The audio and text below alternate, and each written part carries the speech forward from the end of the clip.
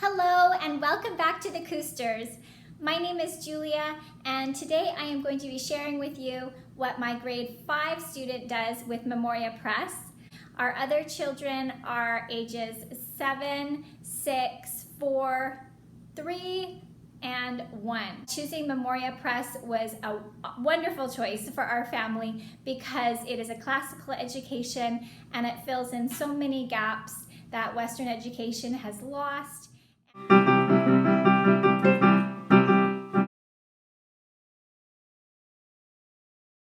Let's look at the curriculum manual and what it suggests for grade 5. So you can see Latin is first and foremost part of any classical education, and we have definitely committed to that. My son does receive outside support with Latin because I'm a very busy mom, and even with an education background, I have 6 small children. So he does do an hour and a half with a Florida instructor every Tuesday, and that has just ended, but it was the best choice for this year. In math, he uses a Mennonite program, Rod and Staff, and language arts, English grammar recitation, core skills, spelling workout. In literature, the 3 novel studies that he's done this year are The Lion, the Witch, and the Wardrobe. It began with that, and then midterm he did Heidi, and he's closing out the year with Lassie Come Home. In classical Christian studies, he does Famous Men of Rome, which is an older book, but a timeless book, and he has Christian studies as well. And then geography and science, the focus is on the Middle East and Africa and Europe. And then instead of, we're Canadian, so we do focus more, and I have to supplement with some Canadian geography here and history. And then the only thing that we have opted out of with Memoria Press is their insects with science. He does our BC curriculum science program, so the body systems, chemistry, states of matter, we focused on that this year. Okay, so let's get into some of the books. One more thing that I found really helpful with my 4 children who are doing Memoria Press is I've taken the recitation questions and I make them up in a little dollar store book at the beginning of the year, and I just write out what the poetry is for the week, and then I also give them, when they get older, I do less and less for them, but they do have the recitation questions to memorize each week. Let's dive into the grade 5 math curriculum. So Rod and Staff puts this together.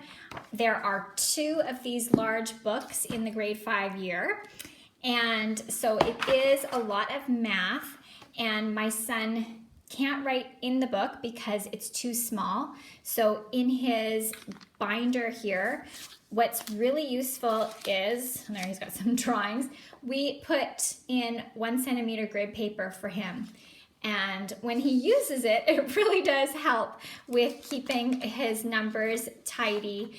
And as you can see, it's not easy for grade 5 students, but it's even worse if they try to scrunch it in this little book here. I always go through the first part with him and we do a few examples together. And then the rest of the page is usually reviewing the new skill. And then the second page is either word problems or it's review and practice of past skills, and it repeats and repeats. So I like that while they're learning something new on the first page, on the second page it's always reviewing from way back at the beginning of the year throughout it, so it keeps that fresh. We do these speed drills, we don't time them, but they do serve as quick little checks for him. We don't do it all the time, but it is very helpful to have that review and practice. And say if we have mom's group or something that'll cut our time short with homeschool, I know if he does a couple of these pages a day, he's still practicing skills. And then he does have this extra book, which is his tests. And so I won't go through all of them, but you can see them there. And then we do always review them the next day or even later that day, so that he has very quick, review on what he has made a mistake in. I'll whiz through the religion curriculum we use. So I mentioned Christian studies is what Memoria Press suggests, and so this is a Bible-based curriculum. They use the Golden Children's Bible, and they've been using this for a few years by now in grade 5.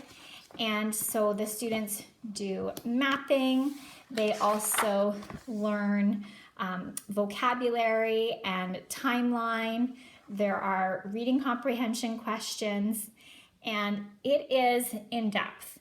And they're also supposed to do memory verses. So some of the Memoria Press things carry from year to year. So he's definitely had this poetry book for a couple years, and he's been learning the poems and trying to memorize the poems for several years.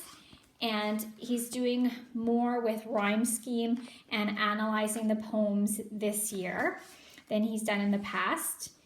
I like that they really, I wasn't doing this till high school, writing out the rhyme scheme, but they do talk about the structure and the vocabulary. I would find it really difficult to do Memoria Press without a good thesaurus, so this has been helpful. And then you're familiar with spelling workout. This is letter F. And so we do spelling tests, and he does do review and practice in here throughout the week. And for extra grammar, he does language arts core skills, grade 5.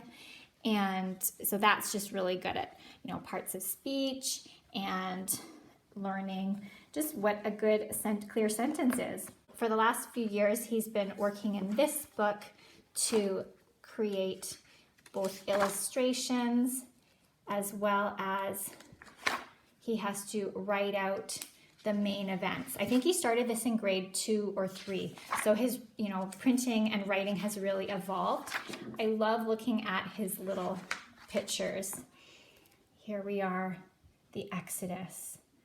What did he write? I think this was a couple years ago. Pharaoh keeps the Jews as slaves, and they don't want to. So Aaron and Moses, with the help of God, get the Israelites out of Egypt. Yep, that's the story in a grade 3's words. So sweet. Wow, he took a lot of time to do those people. This is just super good knowledge to have, and then it is practiced in the student workbook, dictation style, and lots of review and practice. So between core skills and doing this workbook, I know he is learning his rules for writing very well, with a few little of his guns thrown in. He can't do anything without drawing in it. Copywork cursive 3, so learning scripture and trying to handwrite. He's been handwriting for a few years. It's not something he loves, but we try to just keep trucking with it. I think it's a faster way of writing, and I hope that that'll serve him well as he gets older and has to take quick notes. And then he does classical composition 2, and you can see there's a video. I quickly showed that. There's an instructional DVD, which is very informative. There's a lovely gentleman who explains each fable, and he helps the kids to understand the vocabulary in the fable, and they go through the 9 components of narrative invention.